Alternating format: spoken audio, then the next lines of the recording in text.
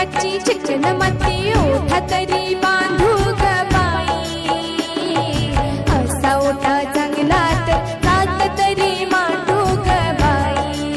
सजात चांगलं तर सोजी तरी दळू ग बाई